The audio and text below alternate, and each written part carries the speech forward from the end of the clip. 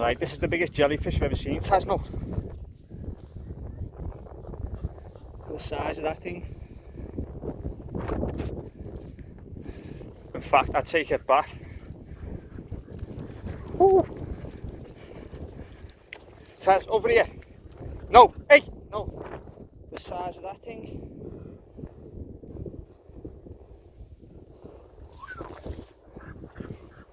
That is huge. Not enough piss in my bladder to help me if I stood on that.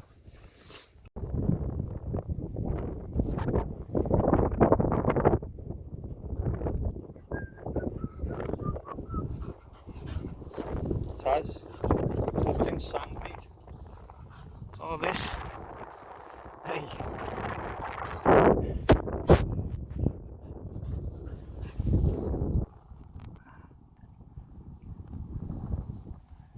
How's that for a shell? See if I can hear the sounds of the sea.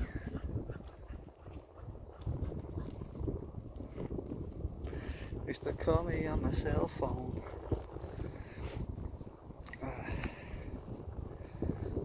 What a lovely day, eh? This jellyfish here. Give that a wide berth. Taz found another jellyfish. Oh, that's peaty that. I'm walking through there. Taz, come on, I'll give you some water now.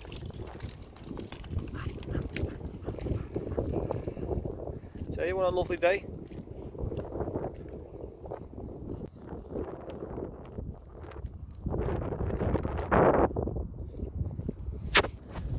So we're getting a bit closer to the brick beach now. I don't know if you can start to see the colours. The camera might not do it justice, but got all the red brick there, and then you can see fades to white. But wait till we get over there, it is really quite something. I'm not really sure what these things are. It looks like worms. Obviously it's sand, just a pattern, but there's so much of it. Does anybody know what that phenomenon is called? Because it's not all over the beach, it's only in certain areas. Seems like the wetter part. Interesting.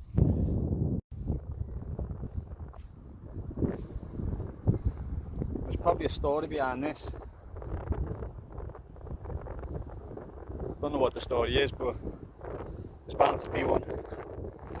Now we're a lot closer now. Can you see Brick Beach? It was all the way up to the edge up there. So it's time for me and Taz to go over there, get ourselves off the actual beach. We'll make a couple of video clips, I suppose, pictures of some of the masonry that you'll find over here. It's been a while since I was over here, so I'm not really too sure what's going to be left over there, but apparently lots of people have been coming and hauling the stonework away, so let's go and have a little look, eh?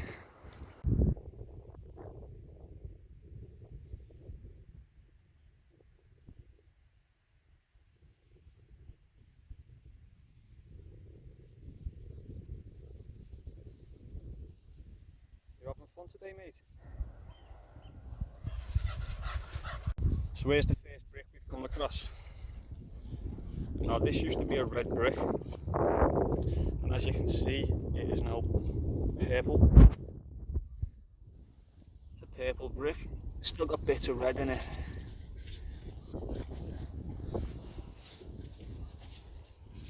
And I can already see a few big like pieces of masonry, so let's head on over there. As I say, this was from the Blitz. Back in the 1940s, when a lot of the older buildings in the city of Liverpool were destroyed. Now this is a common theme that you find throughout the 20th century really, and even the century before that. Some of the oldest and most grandest buildings in the world just disappeared. You know, you had granite buildings apparently destroyed off fires, which is of course absolutely ludicrous. And like I say, I'll probably do some voiceover work with some imagery and give a bit more context of what it is I've just been talking about there.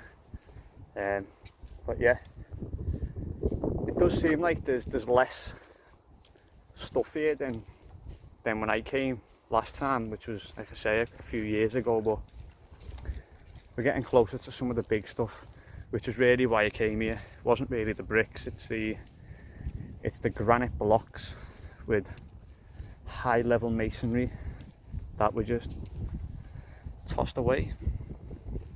Yeah. So as you can see here, I just stopped to put my trainers on because I slipped and cut my foot before. You've got to be careful when you come here. You see there's a lot of moss. And yeah, you get pieces of chunks of glass like this. Tuck that underneath there out the way because it's quite dangerous really barefoot. But just for reference, just so you can see the variety that you get here. Bricks with mortar, solid brickwork there. You get stuff like that, which I can't get out, which is similar to this, which again was red like that. As you can see there, it's the exact same, made in Wales, which is a mountain. You can see the mountains back there, the other side of the Mersey River. That's Birkenhead over there, and then Wales loops round the other side. And like I say, was red, turned purple off sitting in the sun with the seawater. But you get this kind of brickwork. You get big columns of granite like this, which are everywhere. You've got a giant pebble which Taz is sitting on, standing on, looking really good. But then you get stuff like this as well. You know, looks like it's been looks really old. Looks like it's been made by hand. You know, such a variety of masonry when you come here. Like this. Reminds me of when you go to an old church and you get like tombs on the floor, and you walk over the stone. But yeah, as I said, we make a few clips as we go through here because some of the stonework's incredible, but I can't really see the stuff that was here last time, which had very, very high detail masonry. You've got stuff like this. Looks like a giant plant pot. As you can see, it's got a slight curve in it. Alas, we keep moving. Oh yeah, and then, you know, look, the shape of that. Almost like a lintel of a doorway of sorts. But we move on. So, we found another one of these blue stones.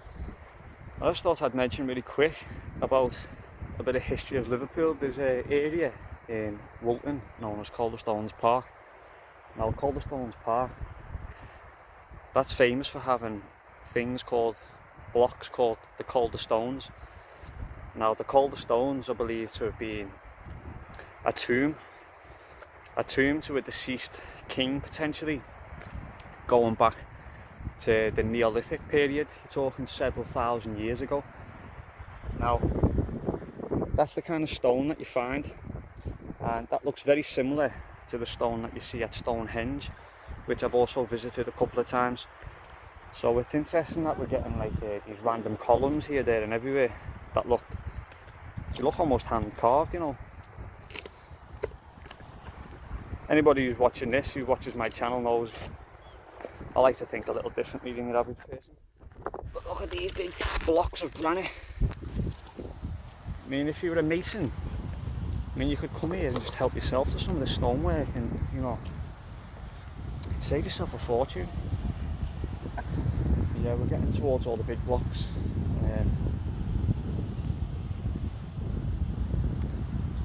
Yeah,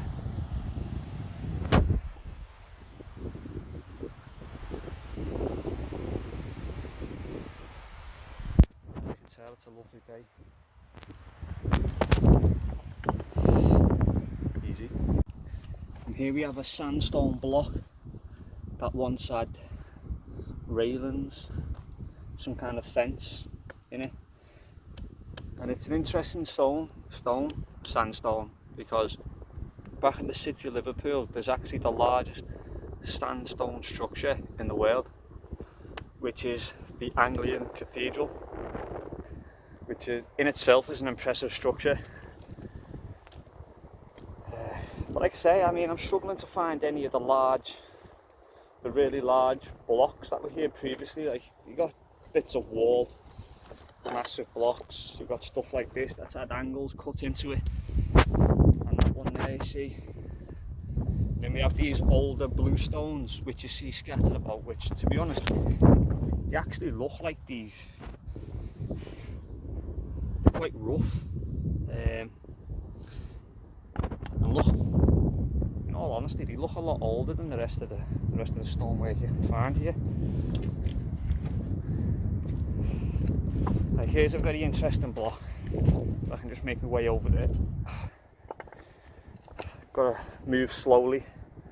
There was blood a few moments ago, which I didn't want to film because, you know, I don't want blood on my channel, but as you can see, look at the stonework here. These are all brick. Look how thick this wall was. You know, that must have been like some kind of fortified wall to be that thick. As you can tell, it goes all the way through. And we're starting to, oh yeah, there we go. Now we're starting to see some of the finer works. This looks like it would have been a gate. You can see the two holes in the stone, one near the top and one near the bottom here. So this probably would have been a gate of some sort, some kind of entrance or exit to maybe a garden or something like that. But again, we keep moving. Got this giant archway there. I had a little look, I couldn't see nothing, but I thought that'd be an amazing place for a crab, that, wouldn't it? You know, stay out the sun, stay out of sight. And yeah, it's still moist down there. Ooh, careful. Tides come right in.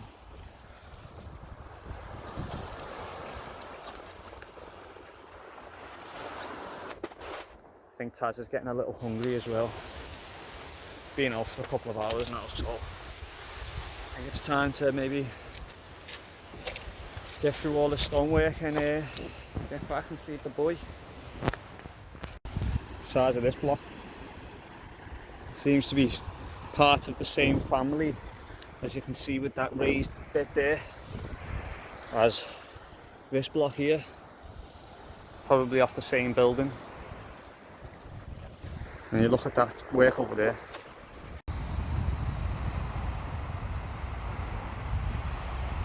Where you going, lad? Psst.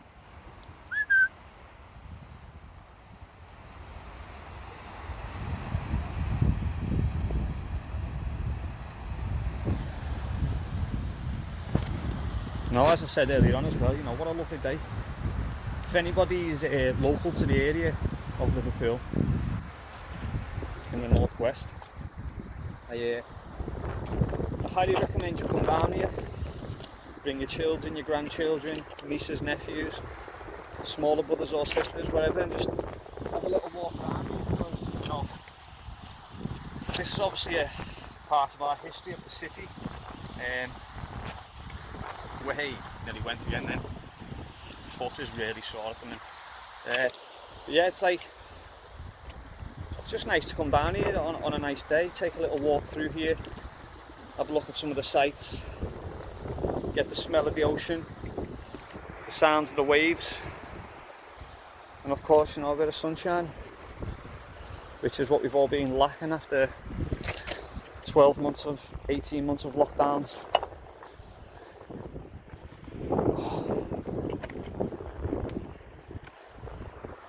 So, the work here.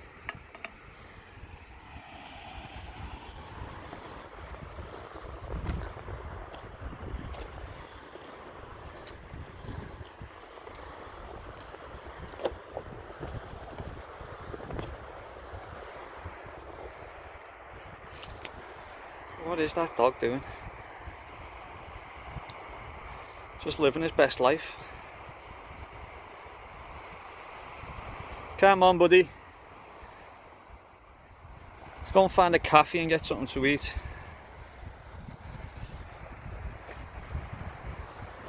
So yeah guys, this is actually going to be my second sign off this. The video died before. Just had to delete a load of stuff off my phone just so I could finish off making this video for you all. I don't think there's anything more I can say really, you know.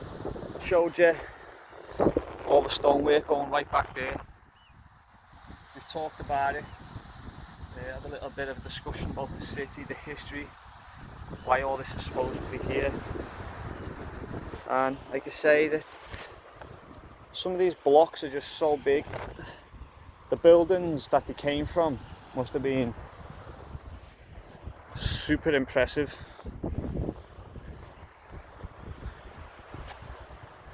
But I think it's time for me and the Tasman to make our way to a cafe somewhere, have some food, rehydrate, and then make our way back home. Oh, we found another piece of quartz here. Look at this piece. Oh, that's a lovely piece, that right there. That's going in my bag.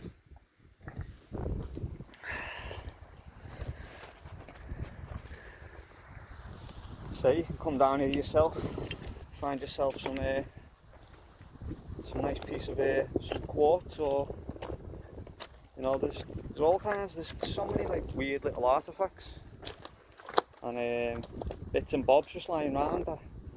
This could be 5 years old. This could be 60, 70 years old. You know, being used by dozens of craftsmen before someone lost it. Perhaps the people who brought all the stone here originally slipped out of his workman's belt.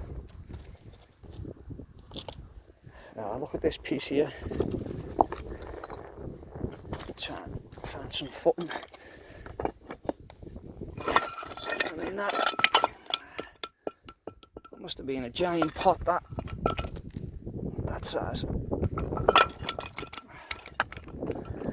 See, there's loads of stuff here. You could get lost just walking around and having a look. Got some tile work here, some two-tone colours, some kind of window lintel.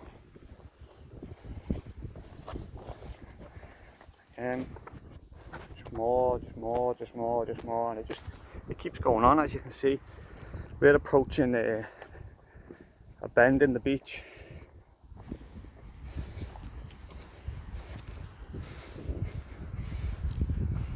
And the tide is right in. As you can see, we've got a raised area of sand there. Quick story before we go. Oh wait, there's some kind of mechanism built onto that.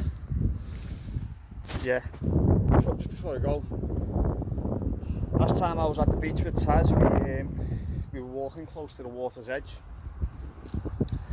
and the tide came in, and I was in a world of my own, to be honest. I wasn't paying much attention, and then when I did notice the tide had come in, it actually enveloped me and the boy over there, to which I had to pick him up and wade through waist deep water, which was fun, you know. We like something a little different. And you know, speaking of different, here's the remnants of bricked archway there. I'm guessing that would have been, obviously we all know what arches are for, the load bearing, aren't they? So splits the weight normally above a window or a walkway. Yeah, well, I think I'm going to get off the phone now. Like I say, I did bring my camera with me to do this recording, but I'm hoping the video is good enough. I haven't watched any of this stuff back or anything like that, so God knows how it's going to turn out, but I just didn't fancy slipping and dropping my camera. Yeah, that's an interesting piece of stone here. Don't know what's going on there. Don't know. Something similar over here. See the lines? Same as that. And there's another piece over there with the lines in it.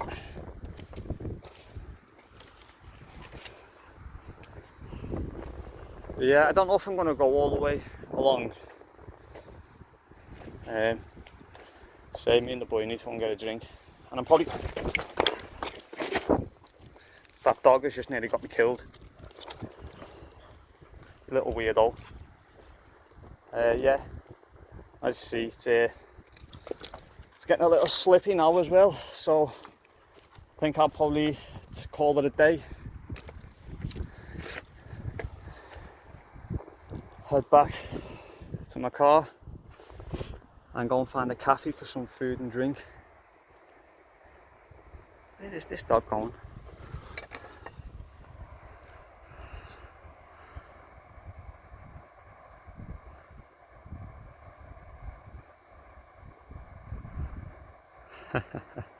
Come on then, buddy. Dog's got just as much adventure in his soul as I have.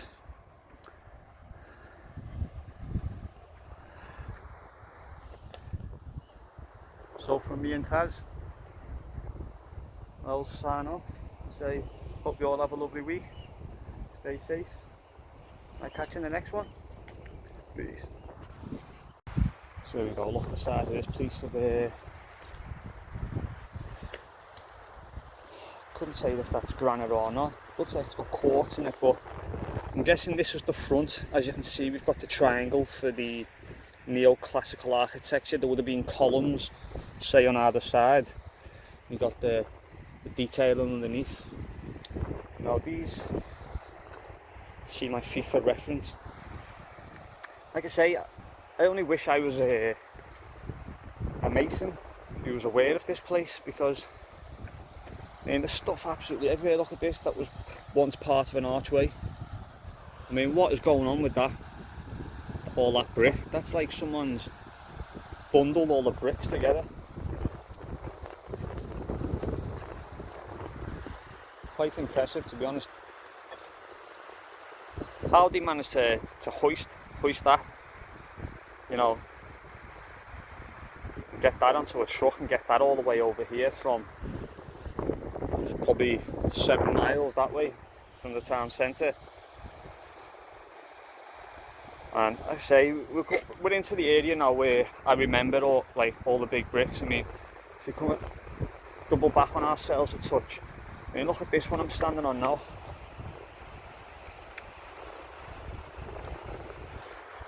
It's got these grooves cut into it.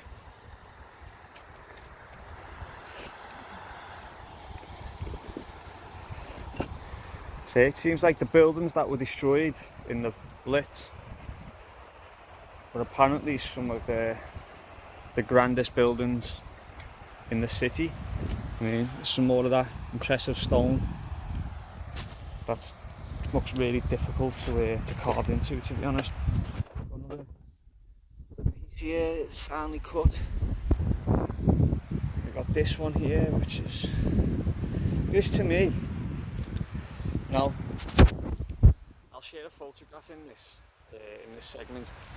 There's a building in Liverpool city centre that is believed to still have Norman brickwork. Now, the Norman conquest was 1066, and they didn't remain the Normans for very long. Obviously, they became English, became Britons, etc., etc. Now, this to me, if I can stand on it and show you it from this angle, from this area here, this would have been the ground that went up this way. these would have been the foundation stones, that the more dense brick, more dense material, so they can hold more weight. Now this building in town, here's more of the stonework here, as you can see.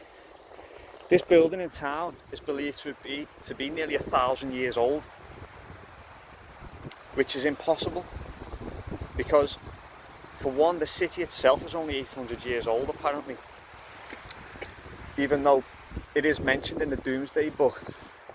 Now obviously when I say nearly 1,000 years old, I'm talking like 700 years potentially, there or thereabouts, for Norman brickwork in Britain. Maybe a little older than that. So, and the building itself cannot be that old. It cannot be that old. So this is where this kind of stuff ties into what I've been talking about with Anatoly Fomenko and chronology. I always mess that word up. Chronology of our past, and how the timelines don't seem to make sense. And then when you start looking at physical things and try and fit it into the Scalinger timeline, which is the accepted model of which all chronology and all history is built into, that framework of Scalinger's history. There is some slight deviations, but that in essence, I mean, I don't know what this column is here, looks like a stone cannon. Yeah, this chronology is basically the template that all other historical data must fit into. And like you say, it just doesn't make sense when you start fitting into the bigger picture. Could this just be stonework from the Blitz? Of course, maybe. I don't ever make claims that what I say is factual, because to quote a famous philosopher, if there's one thing I know, it is I know nothing.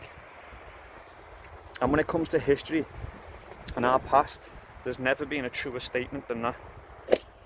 As I say, the tides come right in now. Earlier on in the video, we were like where the boat is out there. We were way out. But yeah, we're going to make our way around, have a little look, see if we see any more crazy stonework. Like, I mean, it is just everywhere, you know. I mean, here's a pyramidal form that probably sat on top of a column. You know, outside, I'm assuming like a perimeter wall, maybe some sort. Oh, just found another lovely piece of quartz. Look at this. Look at the size of that piece. Yeah, I think I'll take that home as well. And look at the size of this for a block.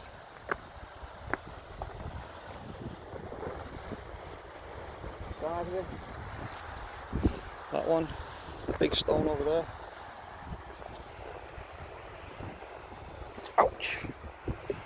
Excuse me. Like I say, I've got to be a bit careful here. I've got a big slash on the bottom of my foot now. Didn't have any plasters with me, so just had to wipe it down, pressure it till it stopped bleeding, and then crack on. But if you get over here, this is where you'd like to say, you know, power tools were almost definitely used in the construction of a lot of these items. Because if you look at this, like, this is solid. That's a perfect circle going all the way through. But, you know, touching back dead briefly, like I say, about buildings that were destroyed, you know, in the Blitz and things like that.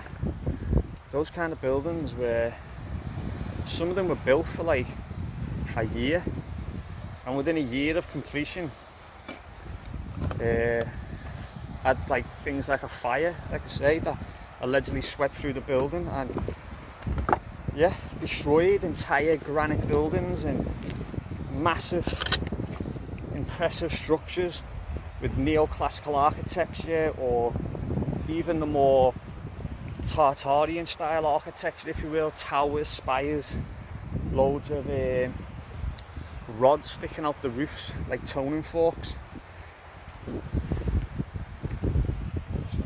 massive block there. Another one there. And to be honest, perhaps I'll call it a day there. Here we have some kind of column next to this other brickwork.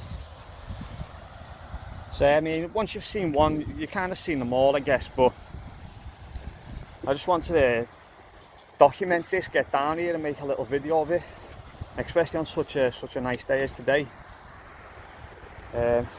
So yeah, hope the people who watch this found it a bit interesting. To the people who watch my channel, subscribe and keep up to date with some of my ideas and some of the information I put out. You know, just like to say thank you guys. You know, I understand you know, there's a lot of people on YouTube and there's a lot of people who do a lot better content than I do at the minute.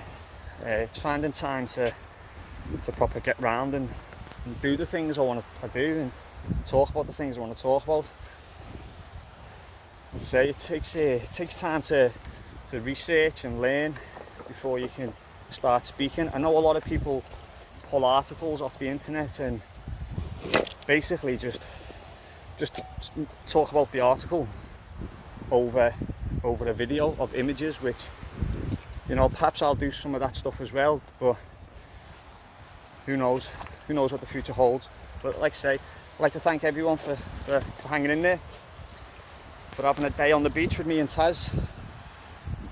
And yeah, hope everyone stays safe and has a good week. Bye.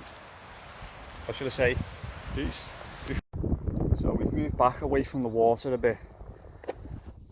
Well, not so much the water tide's out. It's coming in rapidly, to be honest. That was way out before. But see this kind of stonework here, you know, this is solid, it's very detailed. It took a while to cut that out.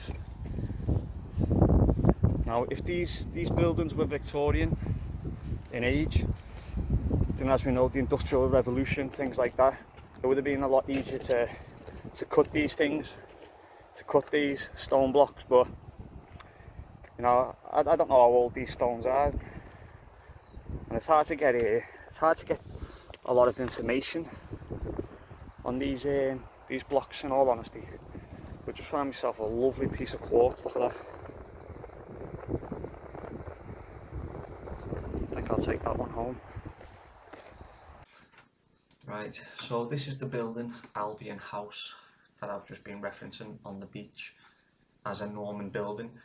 Now, the reason I thought, like I say, it was a Norman building was because of what I heard on the radio chat show, but it was the brickwork that they quoted as being Norman.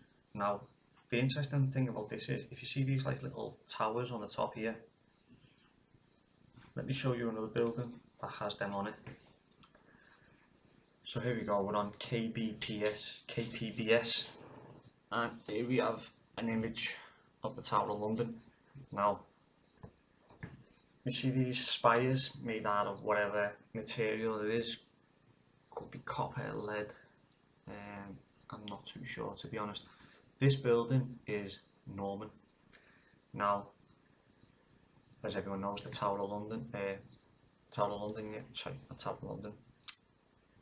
London, what am I about? Now, if you go back to Albion House,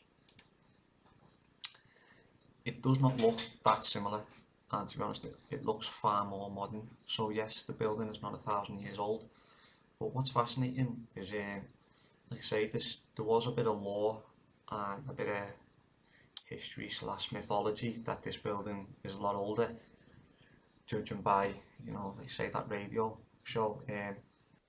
Lee, a pleasure talking to you today. Some fascinating stuff there from our locality. And your website is thehistoryofliverpool.com, isn't it?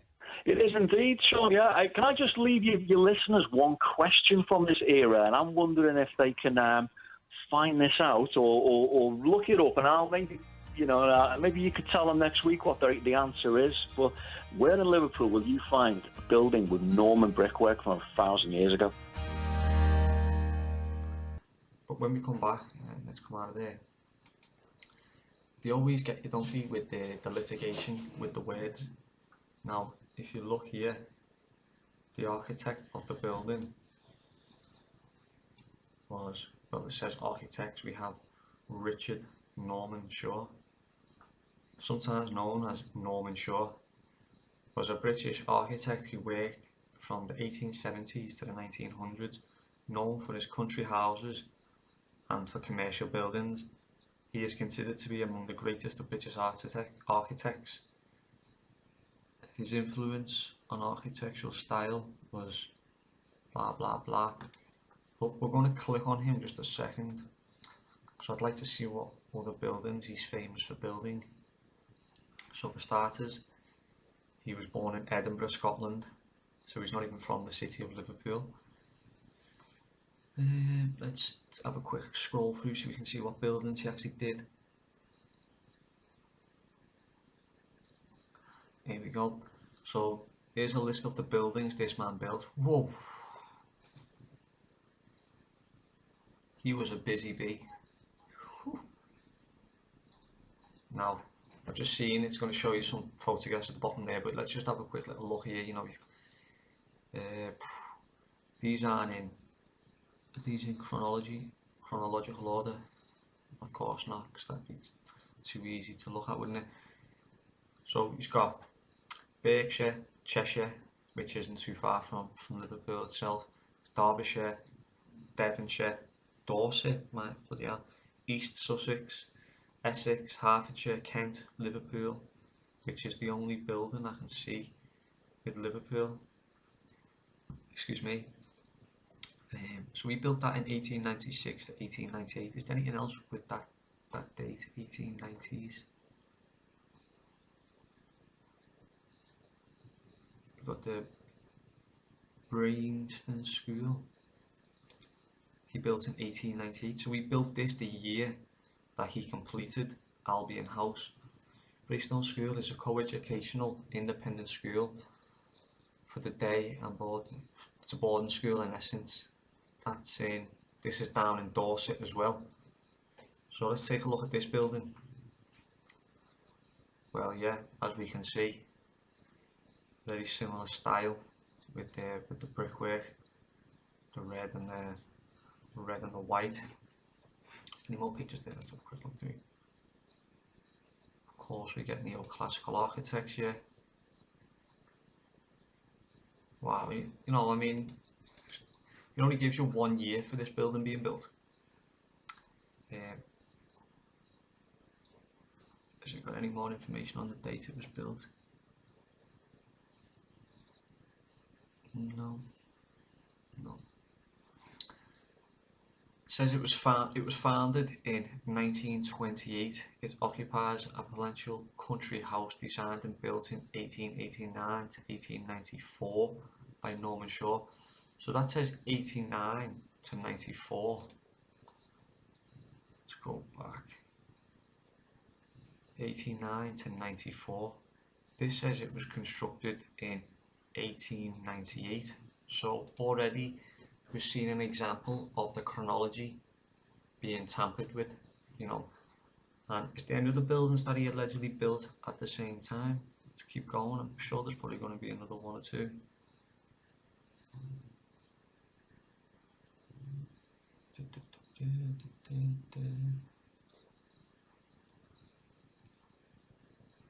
Okay, so there's none for that specific date. The only dates ranging quite wide, really. But it's amazing how quick these buildings are popping up. I mean, for a man to have this many buildings on his resume for architecture, like, let's go and have a look. Let's go and see what he built in Devon. We'll go and look at the St Giles Church. I think you can see that image on the screen there, should be able to. So that's a church, another church, Dorpool in Cheshire. Let's have a look at this one because this is close to the city. No, we've got no imagery for that.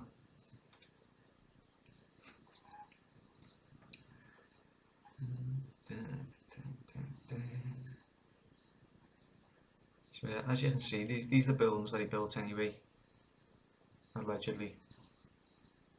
You know, he jumps from this oh yeah, he's built 2 buildings in the same year there.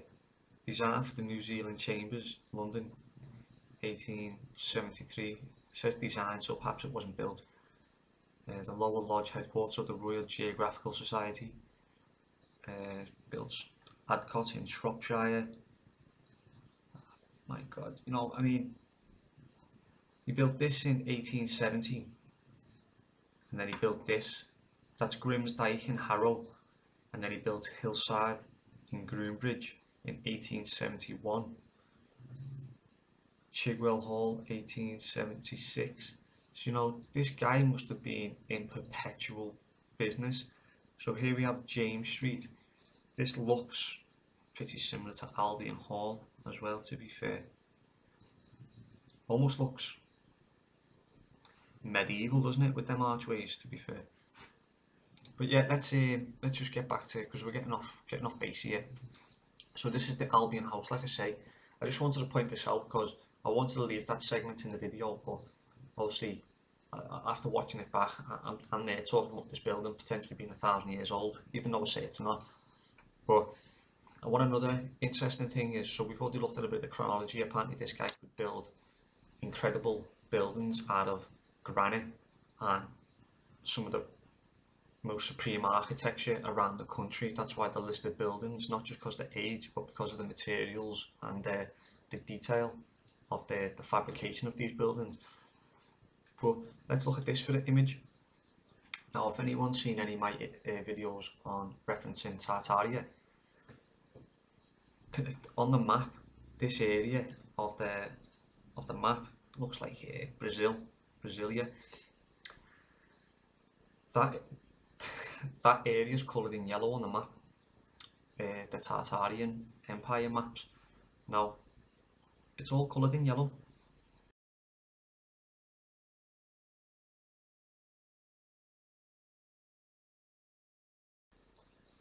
You know, so I just thought that was a really interesting detail, and kind of ties into previous videos, you know, with the older style buildings, the eradication of a lost empire, if you will.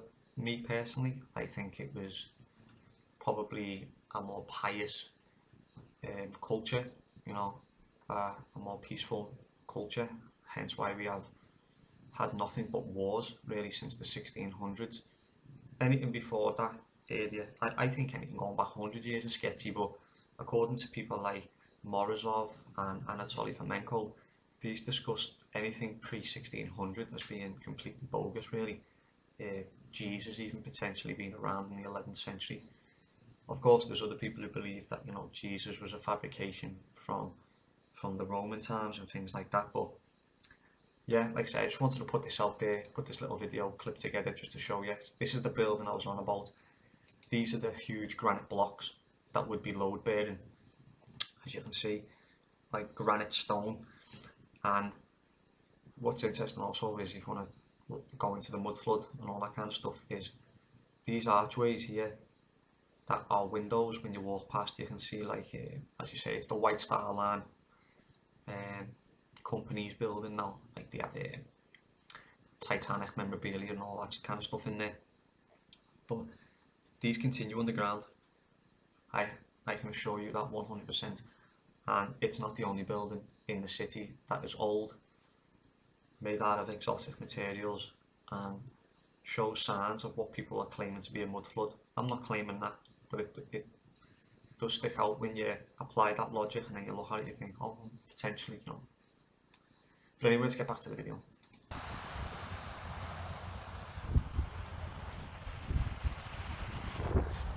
So yeah, my camera died there. As I was saying, yeah, thanks for everyone who drops a like, who subscribe to my channel. You know, yeah, this is a journey, and I'm in it for the long haul. We're only just getting started with the information I've got to drop. Spend probably most of my spare time listening to audiobooks, reading documents online and things like that. Just trying to make sense of all this kind of history that we have. basically all around us that doesn't make any bloody sense. Why would anybody come and get rid of all the stonework? Seriously, you know, the materials alone is worth a small fortune. Yeah, it was all brought here, just dumped like trash, you know. And look at this. You know, aesthetically, some of the stuff's incredible. So why wouldn't you want to try and rework it into new buildings and things like that? I don't know. So here's a solid piece. We've got a nice piece of rose granite here. As you can see, it's been carved. Can't see too much because there's a lot of work, stones in the way. Let's see if I can try and move some of these out the way and get a better view. That's obviously been carved there, but this is a solid piece of rose granite. And it's just sitting on the beach. What a waste. And then look at this, you see. As you can see the shape here.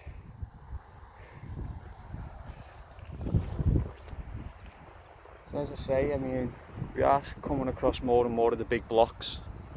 So it was a while ago I was here. So we're just moving ourselves around and seeing more.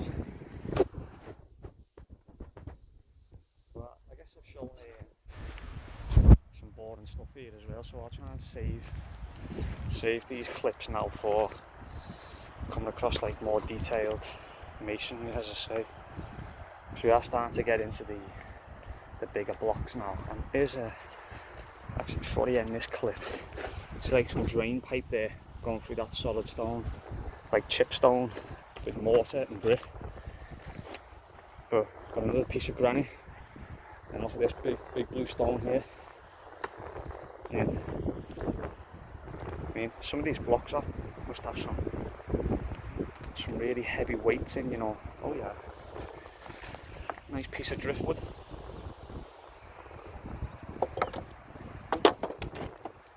Yeah, we keep moving.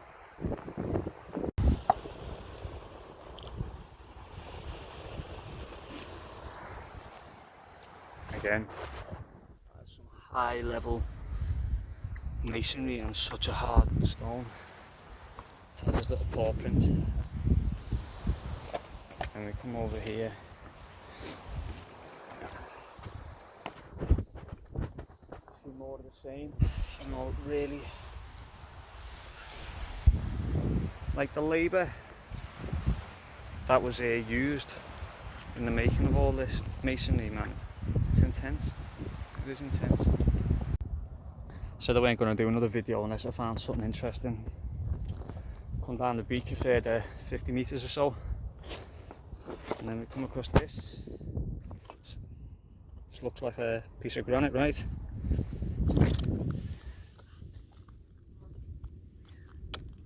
Look at that, being drilled all the way through.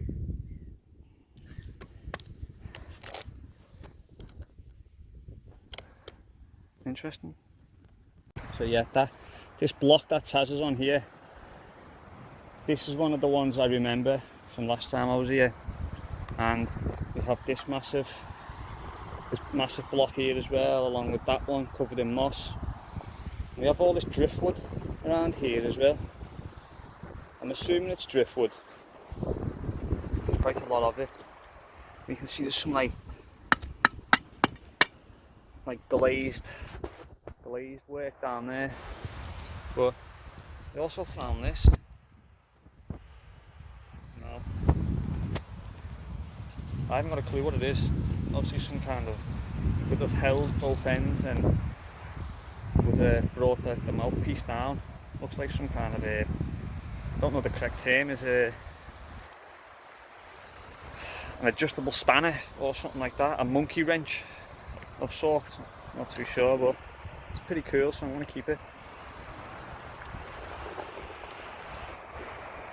As I said, the tide is like, it's right in now, so and it's got no case on it, so I don't think I'll be taking the beach back. But then look at the design here.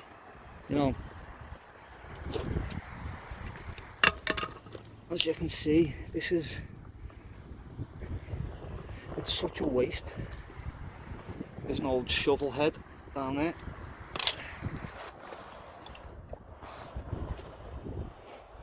We got nice baked tile, clay tile.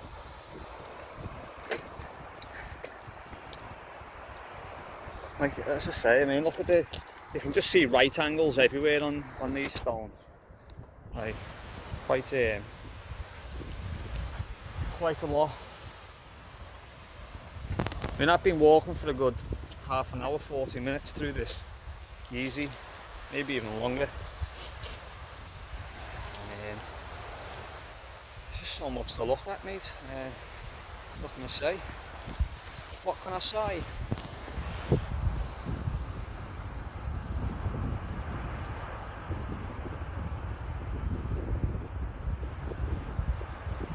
Taz is going towards the water. I don't know if you can make out the word on there. It actually says Latin. Now some of these bricks are varying ages and sizes. Not really a master of bricks, but I did watch a brick seminar recently. It's got nothing to do with that. This one says Wigan. Now, both of these places, Latham is probably about maybe 10-15 mile that way, and Wigan's probably I wouldn't say double that, but it's a good 20 mile away, 25 mile away from here, I think. Now, there's so many different, like I say, there's so many different types of bricks. This one's got like a weird pattern on it, but it's got no name. And just have a little look, see if you can see any of the named bricks. This one's got a stamp on it, if you can see that stamp. It hasn't got a name.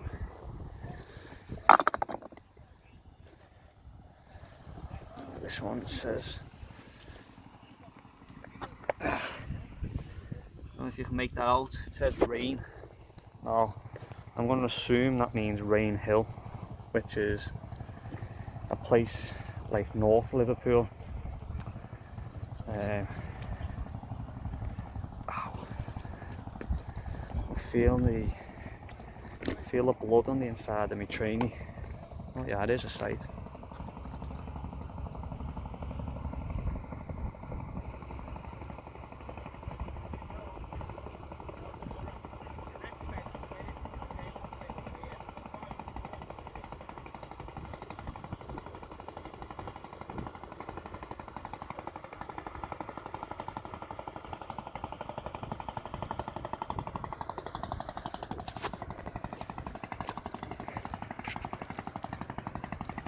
It's actually quite loud, that thing. Sounds like a chicken chasing motorbike, Club 90 or something. Yeah, I was just looking at some bricks there, which I thought was thought I'd see if I could see any more names. Oh yeah, there's another brick here with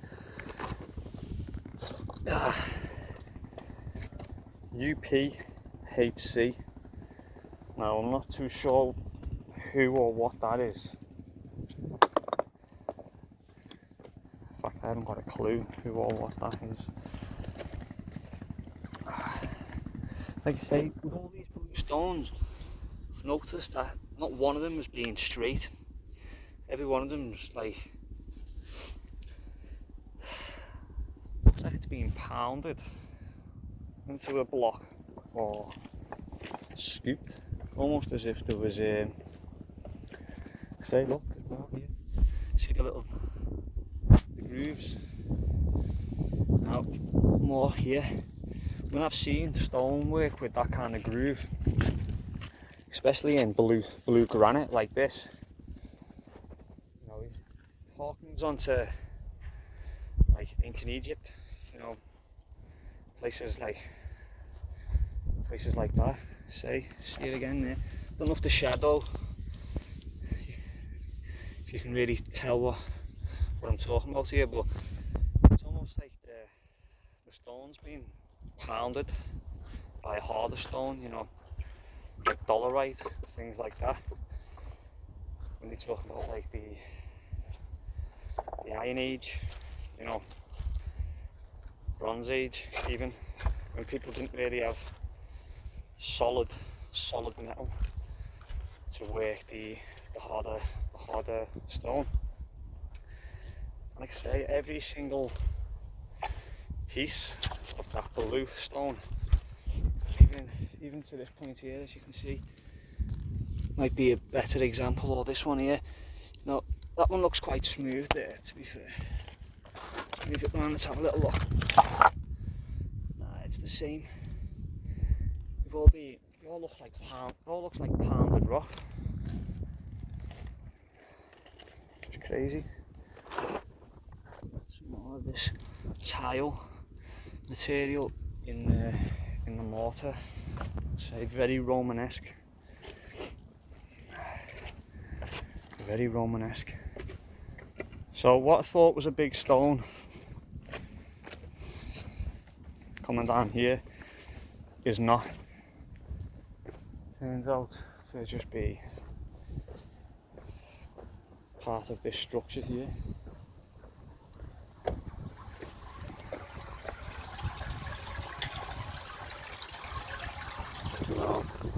Perhaps it might be some kind of sewage.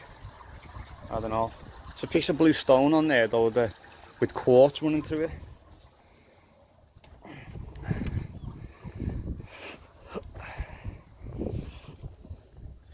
Go on, Taz. Oh, look at the state of him. You're getting a wash when you get home. Now he's throwing up. Been drinking too much seawater, that's what it is. He's being fed and I'm watering, but you know. So we're finding more bricks and more bricks. Here's a white brick and it says Mob, Burley, Moberly and Perry. So that's another brick, don't know who that is or where that's from. As you can see, the area that we're in now, Taz is enjoying the little bit of beach that's left, and this is all predominantly smaller stones, brickwork, you know. There's another one, can't make that out. Denny or something. See, there's so many different companies of brick. J.C. Edwards, Rubon, nice grey brick. I say there's such a variety, but this mortar with brick in, there's so much of this as well, and I have never seen any building in town made out of that material. In fact, I've never seen a building full stop made out of that material. There's so much of it, and see little chunks of blue granite like this, and so many other types of granite. And you get bricks like this, you know, with the holes in. That's a very, well, I'd say it's a more modern brick, because they're the bricks I'm familiar with. Was there any writing on this one?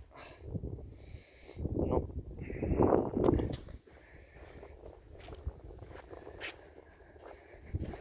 There's Taz over there. Bless him, he threw up before. He's been drinking a lot of seawater. Don't worry though, I've been giving him fresh water, it's okay. He's probably drank more than I have, to be fair. So you're probably thinking, why am I seeing your face again, Kev? Why are you round this side? You said you weren't going to go round here, and you're right, I did say that. But unfortunately, adventure's in my DNA. And I've come across this massive block that Taz is standing on. Now, come here boy, come on, jump down. Come on, jump onto there. Over there. Now this is fascinating to me because this is metal work embedded into the stone, and Taz is just ruining my shot. I'd really love to know what that is. See, there's just granite everywhere, and there's another fascinating piece over there. I just want to go and have a quick look at. But yeah, I was really interested by that because that reminds me of a Roman style. I don't know what the correct term is.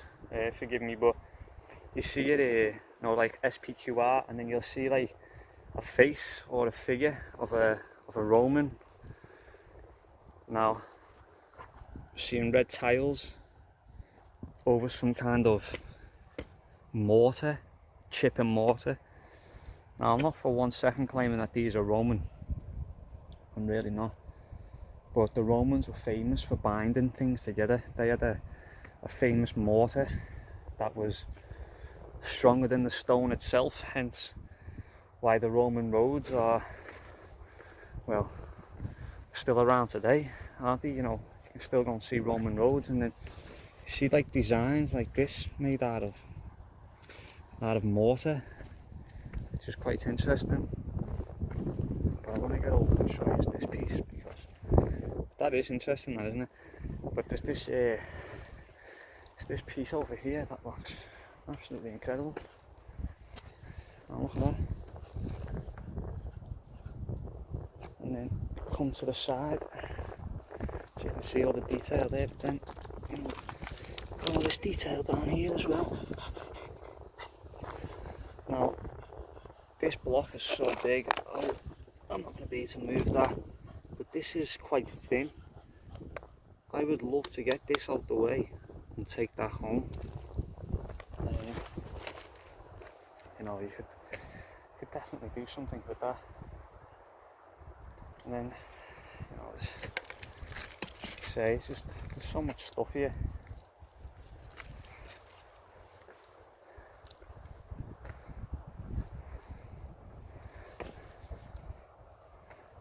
Ow. Oh, my foot. Ow. There's another piece here.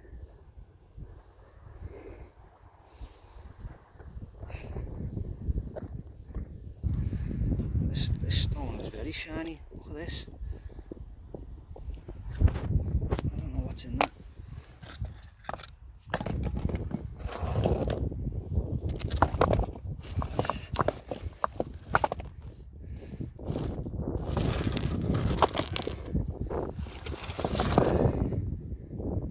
It's a very shiny.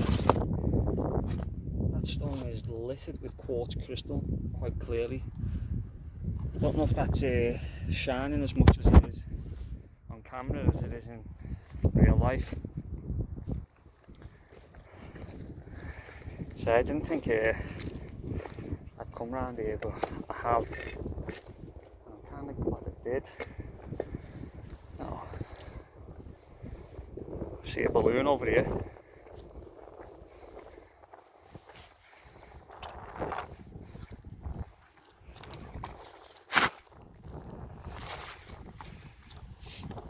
It's the thing with them balloons, it's all well and good when you let them go, but you know, there's the other one there. They always come back to the ground somewhere.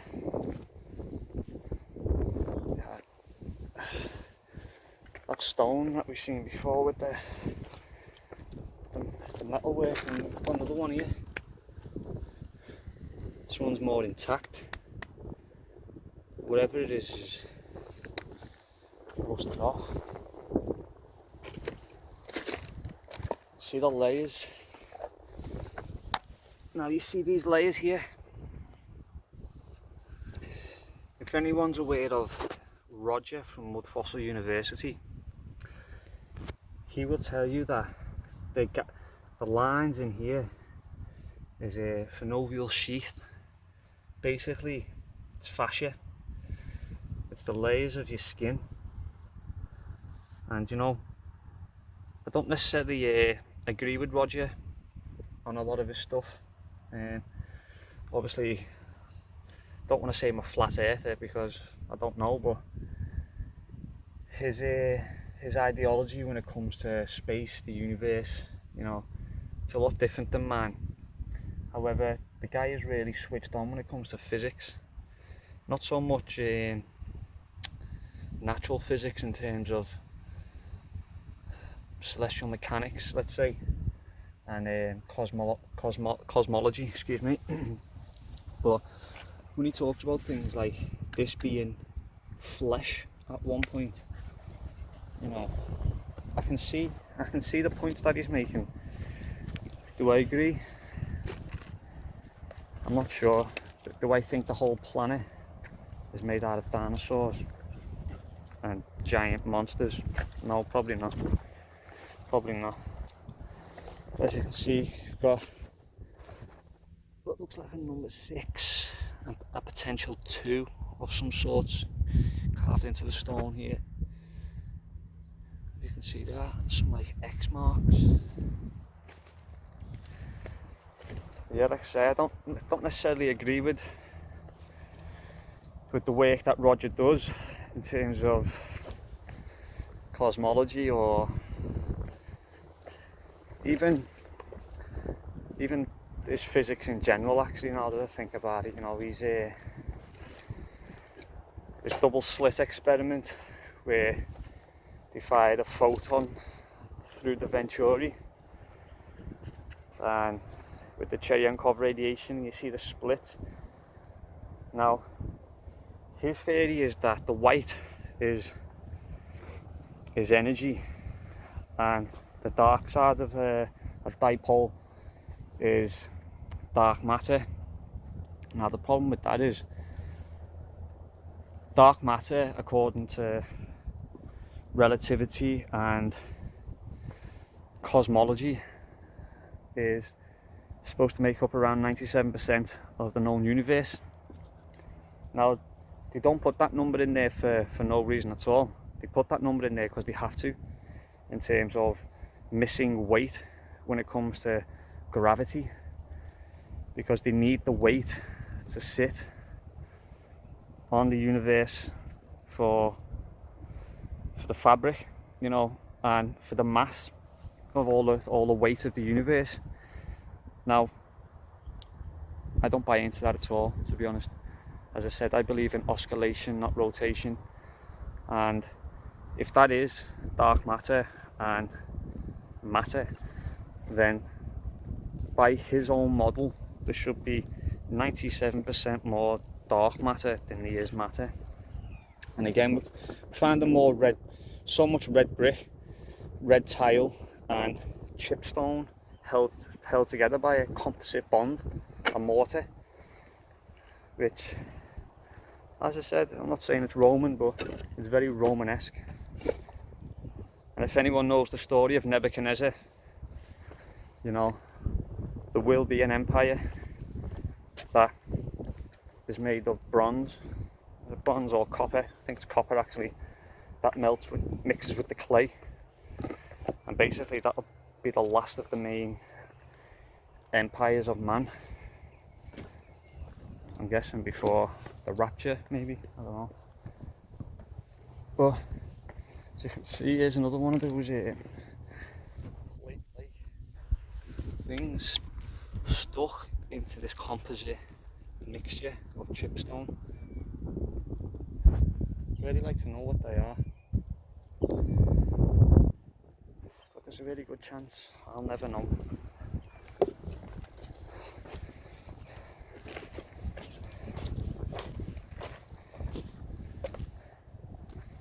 Yeah, I just want to turn this camera around so people can have a little look at the view we've got.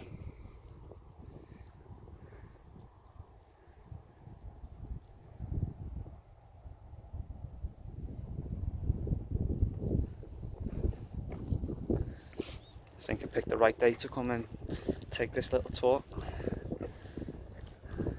Say, more red tile, some kind of cement mixture.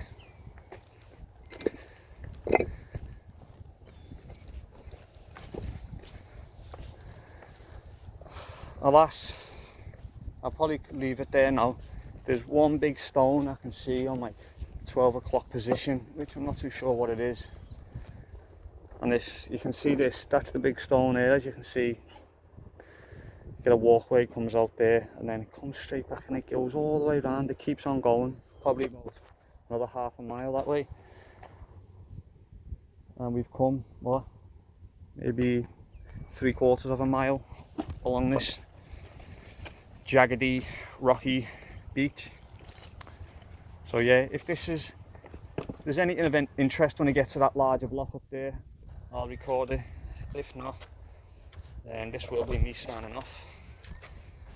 So from me and the boy, Taz, say ta-ra, mate. Covered in sand up here. So yeah, like I say, hope everyone has a good week. Take care.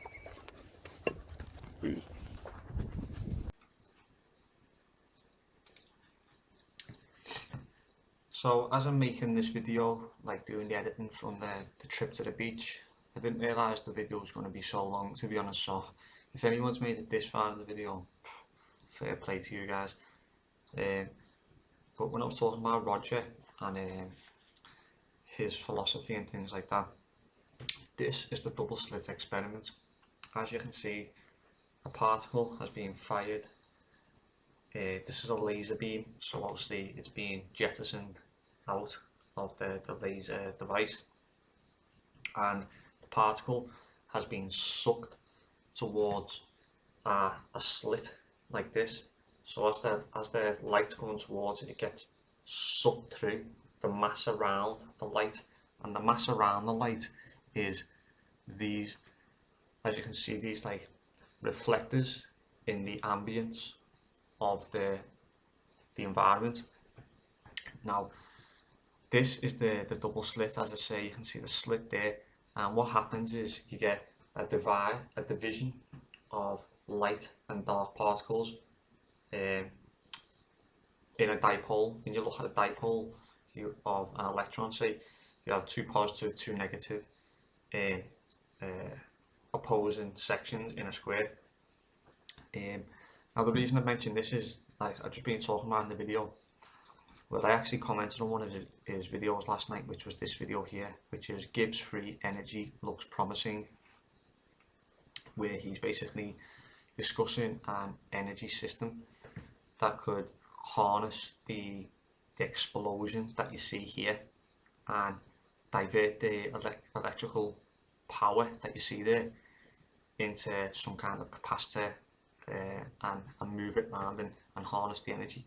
Well, the reason I wanted to mention that is because, like I say, I made a comment on his video last night, and just to give people a bit more ideology of where I'm coming from and what I'm saying, I'm just going to read out this comment for you.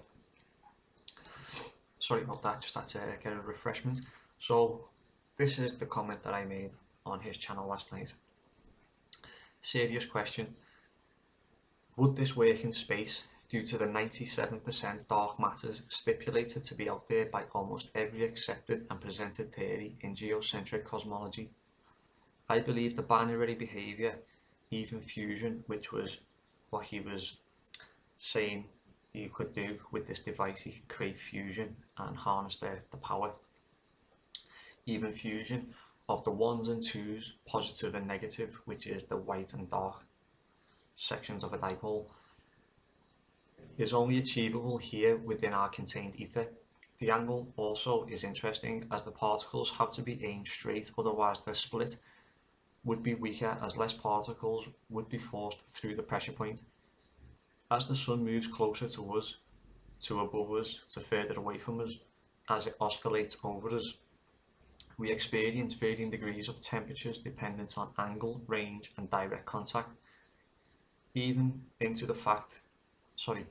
the fact said particles can be slowed down in various mediums like water, is it not possible that a particle emitted / dispersed into our atmosphere loses power / heat, even though still stable as a dipole, due to other elements, say a cold airflow or large particles? Also, the difference in synthetic light to yellow light from the sun would be an interesting experiment using mirrors and magnifying glasses to focus the particles directly into the double slit. So Roger and I have gone back and forwards a couple of times, and like I say, I don't want to throw it out there that I'm a flat earther, but if someone was to put a gun to my head, I'd say the earth's flat. Let's put it that way. Now, I've discussed ether, and he knows I'm familiar with the works of Nikola Tesla and such. And also I like to come at things from almost a scripture's point of view as much as scientific point of view, because I do believe they're two sides of the same coin, just explained in very different ways.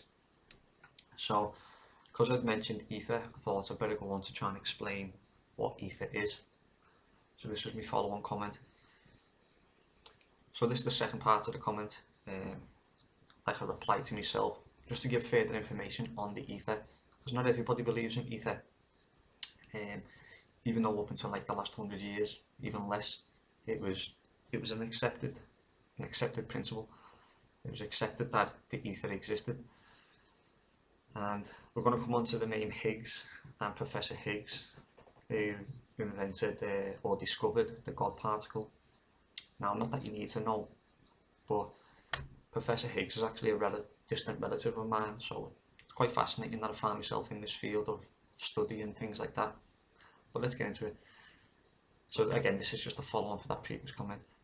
Our ether is the electromagnetic containment field, a third particle, if you will, like the Holy Trinity. The God particle, or Higgs boson, is as elusive as God, as it is not a thing, it is the environment in which all things can come to be.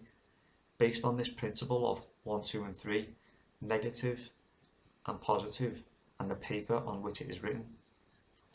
The field is visible on the experiment, as we've just seen, and the waste of billions of dollars, that was a reference to the Hadron Collider. If you rub two bosons together, we do not get electricity, nor do we get atomized structures, nor elements or isotopes on the periodic table. Only a binary concoction of 1s and 2s and their unlimited potential, that would be the stacking 1, 2, 2, 2, 1, 1, whatever it is, all the way up. And their unlimited potential added from the natural emitters of 1s and 2s, which would be the sun and lunar bodies. We have the capacity to observe life and mass. The synthetic creation of light has led to the synthetic witch hunt to replace the most biologically perfect creation, designed perfectly for living with this perfect life-giving source of energy. Again, sun and moon. Is that not the goal of the richest people? Space and artificial intelligence. The ether must exist as the medium for all energy to be manifested. The experimental device you have presented can only be achieved due to this process. Nikola Tesla and other scientists, historians and scholars understood this principle of 3, or 1, 2 and 3, and so does most religions, as I've said, the Holy Trinity. You go to Hinduism, you've got Vishnu, Shiva and Brahman, you know, the Holy Trinity always.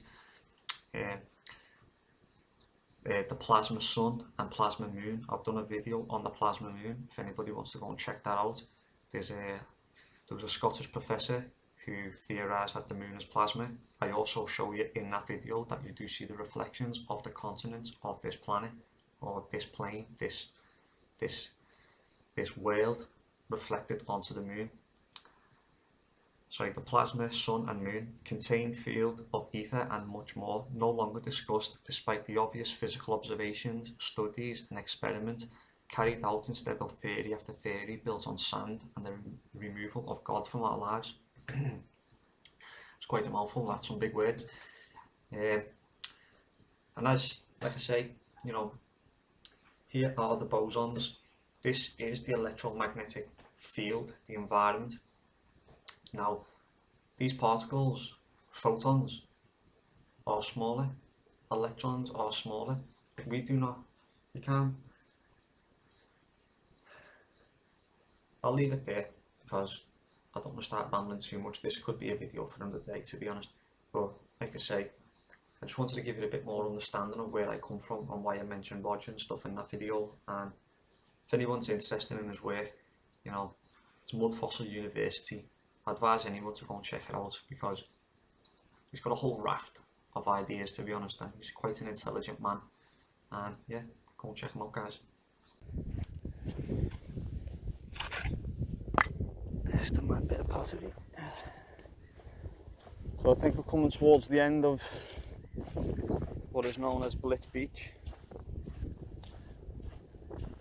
There's another little jellyfish there. In fact, let me take you to the water's edge a second.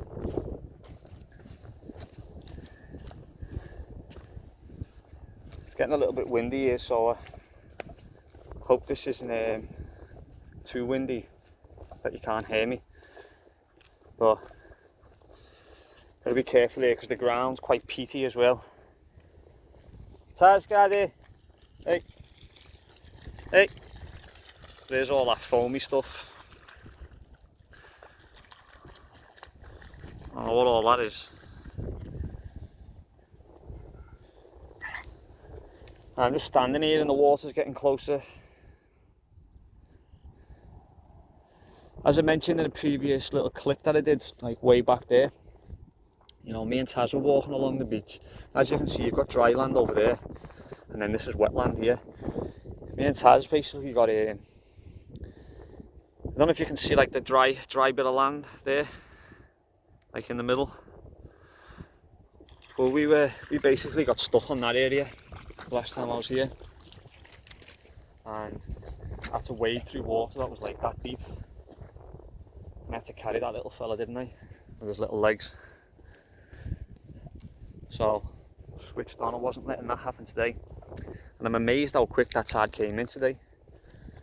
Within 20 minutes or so, it came in about 200 meters, something like that, 100 meters easy. So I might as well just carry on this recording here. Let you watch Taz for a second while I walk around this ridge.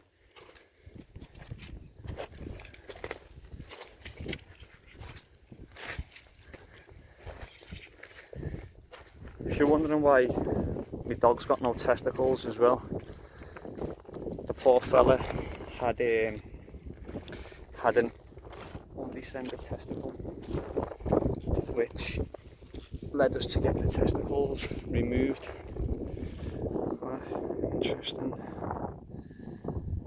Interesting piece of stone almost. Feels like ivory, to be honest.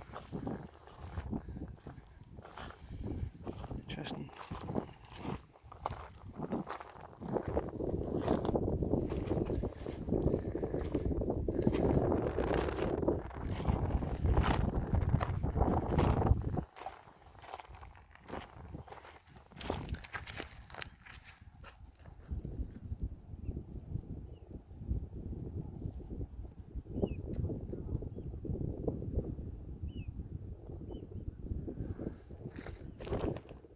So cool.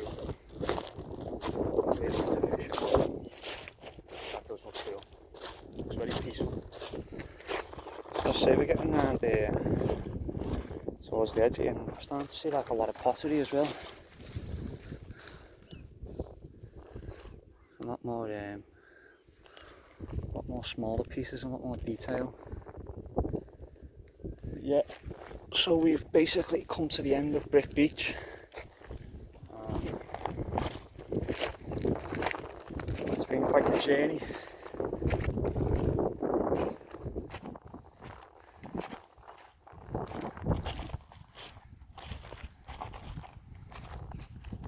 It's a brick wall.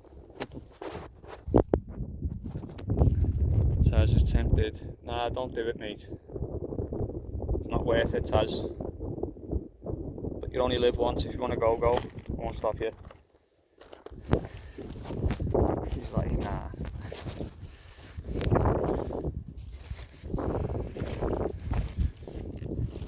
So yeah, we found some ribbon again.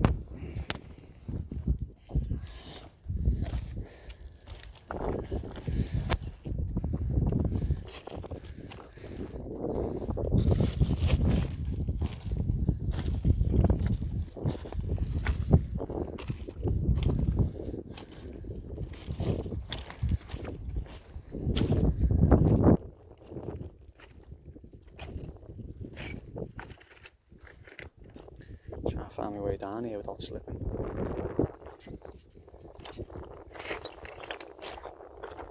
My foot.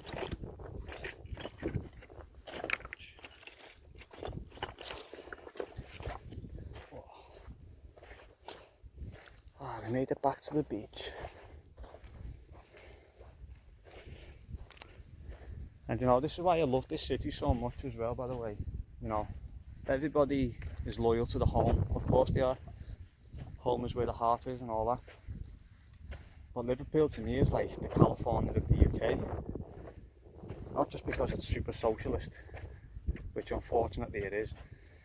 But you know, we have the big river, River Mersey, mighty River Mersey.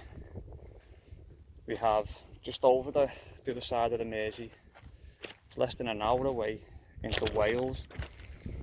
And obviously in Wales there's mountains, all kinds to do over there.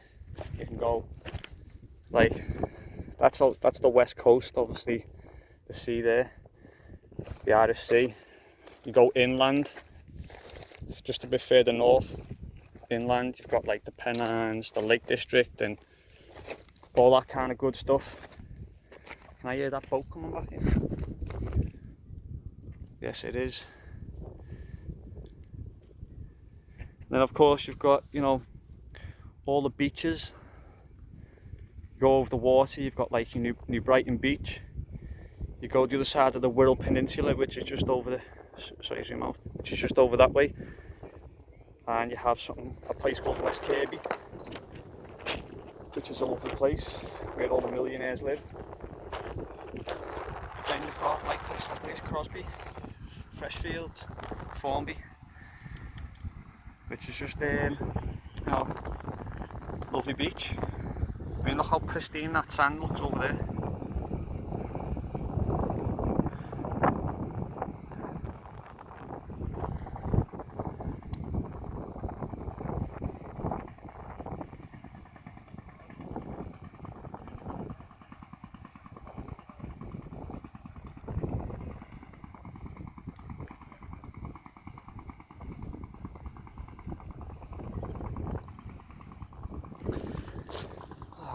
So yeah, time for me and Taz to make our way back. We've got like at least an hour walk back, at least half an hour walk back that way. If we stick to the path, it should be a lot faster. But it turns out this video was actually probably going to be longer than I thought it was going to be. Yeah, we had a little chat, broke some things down, discussed a few things, and yeah, we enjoyed it. Catch you in the next one. Peace. You know, I could really make an intro video that Robert Seffer would be proud of right now. Look at that view. Dangerous coastline. Please stay on the path. Well, I'm absolutely hobbling with my foot now, so I wish I'd have seen that sign earlier. But would it have stopped me? Hell no.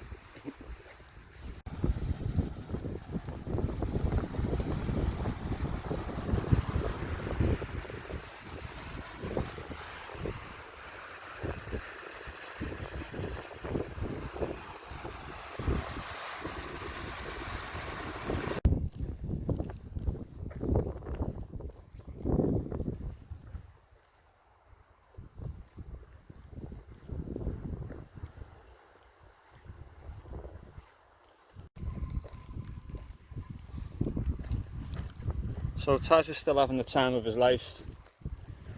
We've been walking down the path there, making our way back. Started like, I don't know if you can see where the beach is there. Followed it round, hit the path there, and then made our way down and around.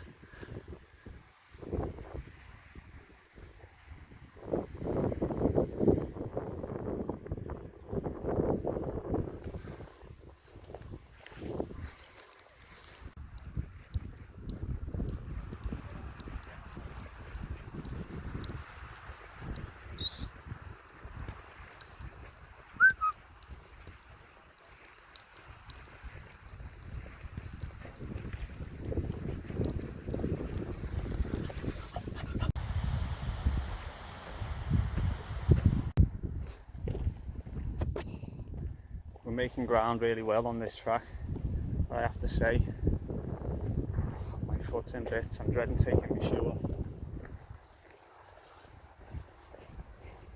I've just got to say it again, what a lovely day.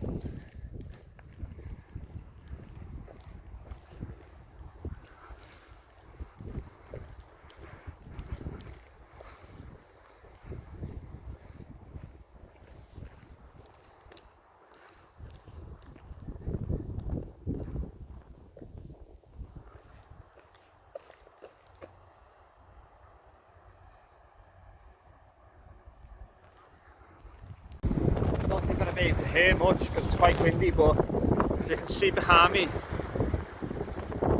that's that big wooden structure that was at earlier on. And look how deep the water is.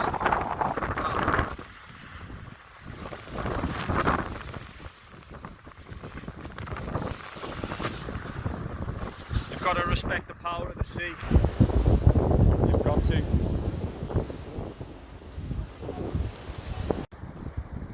So hopefully it's not too windy and you can hear me, but I just wanted to do a quick little follow up on something I mentioned before about Liverpool being a socialist city.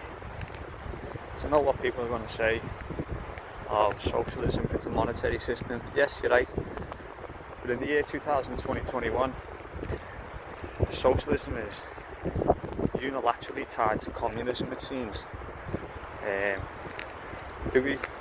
People believe in social care right across the spectrum, but it's gone way beyond that, socialism, in terms of it's way beyond monetary. Now, one of the reasons I mention that though is because our mayor, Joe Anderson, aka Chippy Tits, he's Taz, hey! Sorry, dog ran off then. So yeah, the reason I mention it is because Joe Anderson, the mayor of Liverpool, there's a lot of corruption going on there, and it seems like Liverpool's a city that is dominated by investment from places like Saudi Arabia and China. Now, if anyone doesn't believe what I'm saying about the city of Liverpool, then you need to go and look into the leadership of the city. Now, I actually had a job where I worked in the town centre. I sat in board meetings and things like that, and it goes right up to the top level, and it goes from the top level right down to recruitment, whether that be in the police, council, you know, all these things. So when I said that before, it wasn't a blanket statement, but I guess socialism has become a bit of a blanket term these days, because you've got to tie it into all these other aspects of control, power, centralisation, communism in essence. So just wanted to clear that up, and we've basically made it back. So what a day. Take care.